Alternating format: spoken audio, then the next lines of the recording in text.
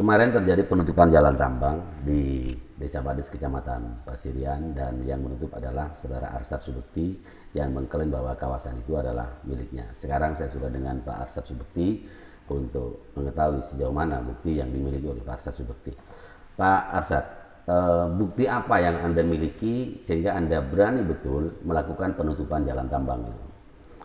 Terkait dengan lahan yang kemarin saya lakukan penutupan itu, asal mulanya saya membeli pada tahun 2009 terhadap Pak Suyono, ahli waris dari Pailun. Pak Pailun itu punya anak dua, yaitu Sudarsono sama Suyono. Kemudian yang dijual itu adalah bagiannya Suyono. Bukti yang kami miliki adalah akte jual beli yang ditandatangani oleh PPAT camat pada waktu itu. Nah, ini bukti yang saya miliki. Jadi fakta hukumnya kami ini adalah membeli dan kami punya bukti hukum yang sudah sesuai dengan ketentuan, namun masih belum kami proses sertifikat. Ya, jalan tambang ini sebetulnya kan sudah cukup lama. Kenapa baru saja Anda klaim itu sebagai milik Anda? Awal mulanya saya sudah sampaikan melalui saudara saya Karti Nasib bahwa tanah ini tidak disewakan atau tidak diperuntukkan untuk jalan tambang karena lokasi tersebut oleh beberapa teman masih diajukan izin tambang yang sampai saat ini pun juga belum keluar, sehingga ke depan ketika izin itu keluar ada rencana akan kita tambang. Nah, setelah lama saya tidak datang ke sana, kemudian saya cross check lahan itu, ternyata kok tanah itu dilalui oleh kendaraan yang bermuatan pasir dalam jumlah yang banyak dan ya, terus menerus. Nah, setelah saya konfirmasi ke beberapa saudara yang ada di wilayah sana dan sering saya pantau, ternyata memang benar bahwa tanah saya ini dilalui oleh kendaraan tambang setiap hari. Nah, kemudian di dekat lokasi tanah saya itu ada pondok portal yang ditempati oleh beberapa orang untuk menarik uang dari supir. Itu saya tanya, loh Pak, ini yang membuat pondok ini siapa? Terus ini yang narik ini untuk apa? Oh ini Pak, ini APRI. Nah, terus narik ini untuk apa? Ini portal karena membuat jalan, jadi ada pembayaran portal yang bisa narik. Loh, ini tanah saya. Saya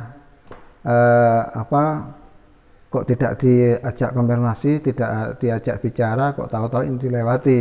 Tolong kalau bisa dihentikan, jangan diteruskan. Kalau diteruskan nanti akan saya laporkan. Saya tidak tahu Pak, saya ini hanya petugas pekerja saja di sini. Sebetulnya dulu Anda ketika membeli tanah itu akan Anda gunakan untuk apa? Apa memang rencana untuk tambang atau lahan pertanian?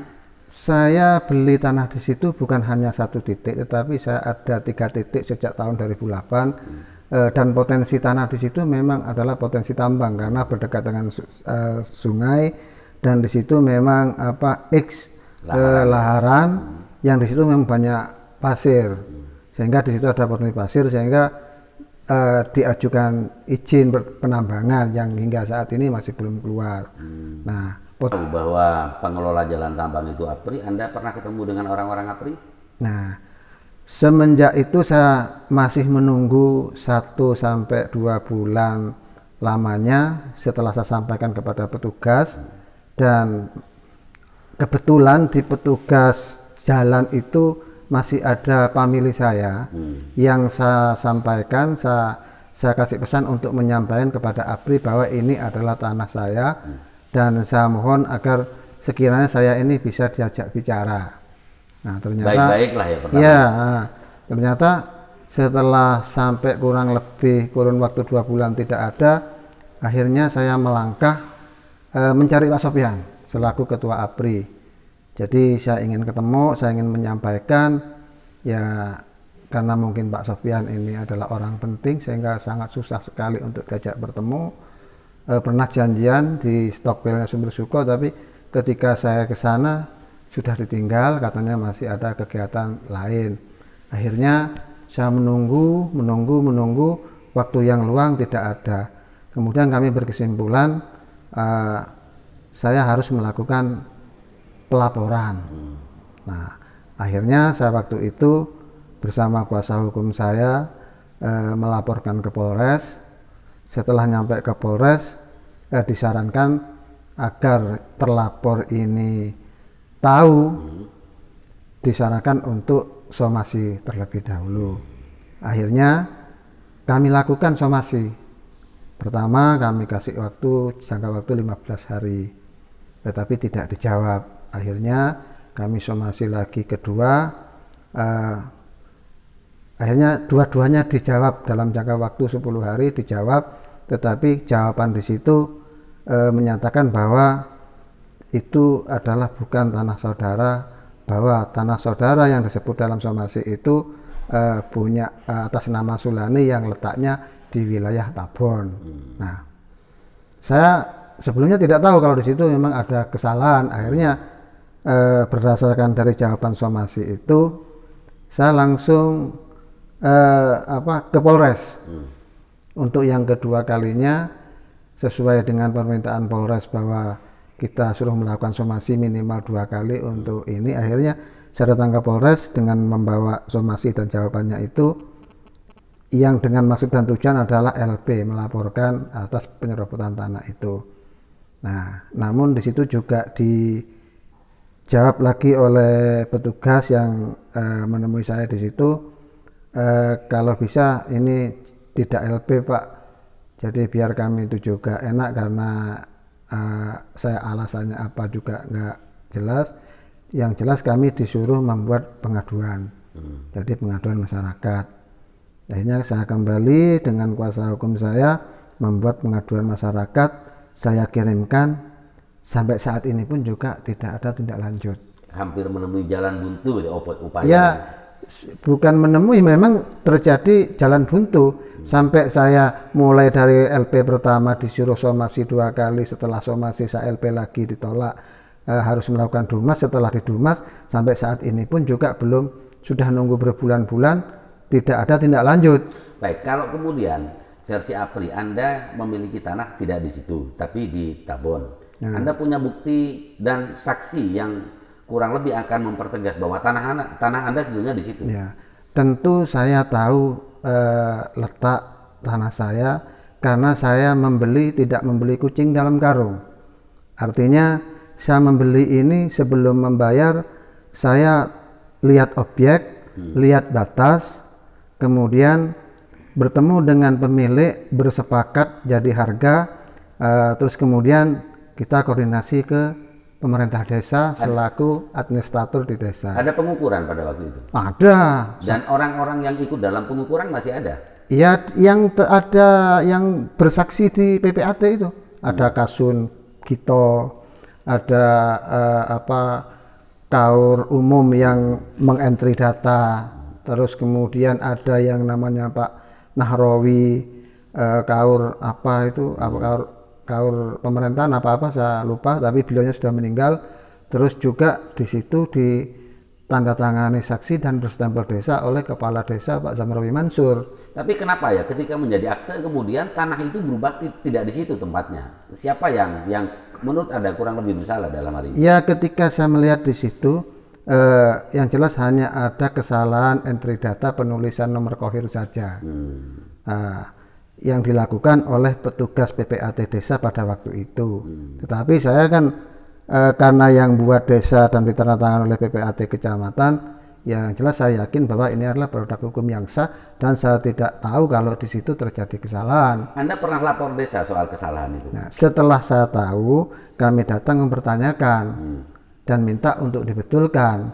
Namun sebelum saya datang ke desa, saya konsultasi ke Kepala Badan Pertanahan, bagaimana Pak kalau ada kejadian yang seperti ini? Oh, kalau persoalan yang seperti ini mudah Pak. Bapak datang ke desa, bawa akte ini, di situ nanti yang salah dicoret, dibetulkan dengan yang benar, yang sesuai dengan data di desa, kemudian diparap, dibuatkan surat keterangan yang ditandatangani oleh Sekdes sama kepala desa dan 2 orang saksi. Ini sudah saksi dan sudah sudah benar dan bisa diterima untuk diajukan penyertifikatan. Itu sudah dilakukan. Setelah saya dari Badan Pertanahan, saya minta ke Pak Kepala Desa untuk dilakukan perubahan. Nah, ternyata Pak Kepala Desa juga menyampaikan, ya nanti kita akan lihat dulu, dan nanti sampean akan saya undang. Dan waktu itu saya lupa tanggalnya, tapi undangannya ada.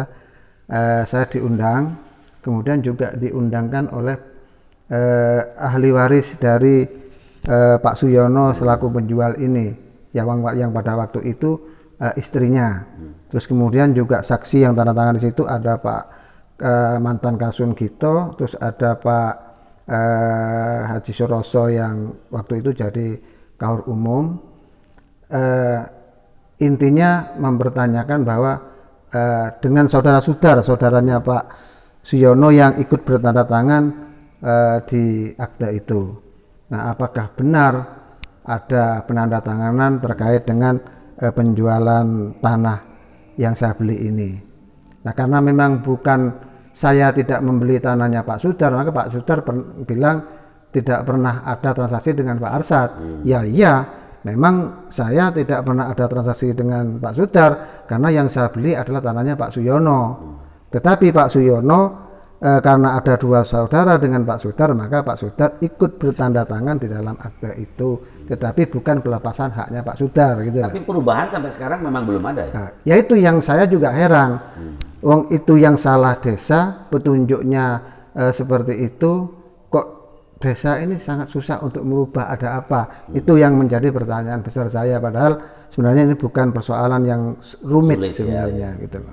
Sekarang masalahnya sudah sampai ke ranah hukum, maka data Anda dengan data yang dimiliki oleh APRI akan diadu dalam proses hukum. Kesiapan Anda? Yang jelas fakta yang ada saya di sini ini yang akan tetap saya ajukan. Waktu saya beli ini yang membuat desa dan kecamatan PPAT-nya, objek yang saya beli jelas, batasnya jelas, yaitu yang akan saya pertahankan. Karena itu hak saya dan saya tidak akan pernah mengambil hak orang lain, karena saya tahu bahwa apa yang saya beli itu adalah hak saya. Adapun mereka mengatakan ini bukan, ya saya kan juga tidak mungkin ketika di situ tertulis rumahnya orang, saya disuruh ngambil rumahnya orang.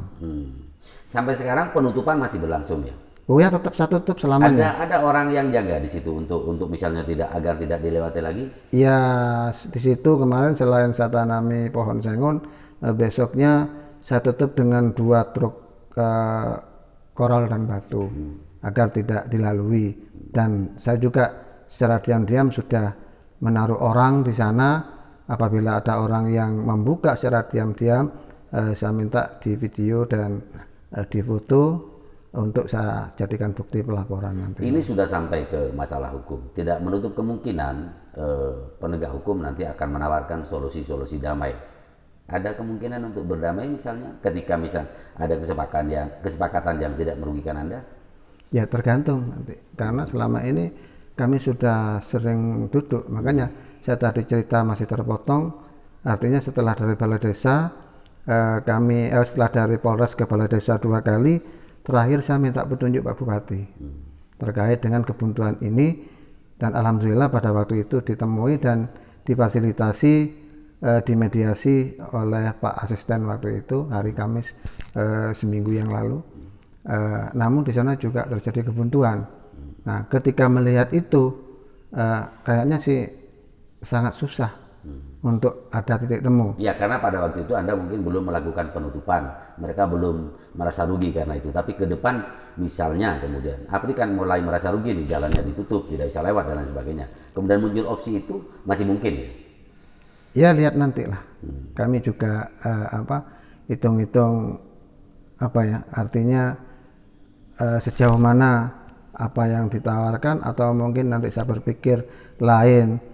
Mungkin saya mending ditanami pohon saja sehingga jelas keuntungannya nanti, daripada hanya seperti yang sudah selesai itu, yang lain itu hanya diberi sekian juta dan di DP terus tidak dibayar. Nah, kami nanti akan berpikir ulang. Kalau jelas itu mungkin soal lain. Baik, sekarang ini masalahnya sudah sampai ke kepolisian. apa harapan Anda kepada pihak kepolisian dalam menangani masalah ini?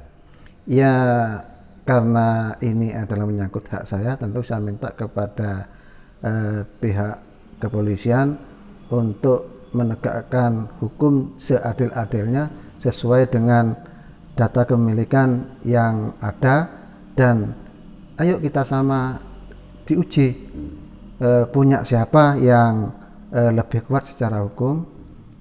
Kalau memang itu perlu diuji, kalau memang nanti harus sampai ke sana. Baik Pak Arsyad, terima kasih atas informasinya. Di kesempatan yang berbeda saya akan bicara dengan APRI karena memang harus berimbang informasinya. Terima kasih Pak Arsyad. Siap, terima kasih Mas.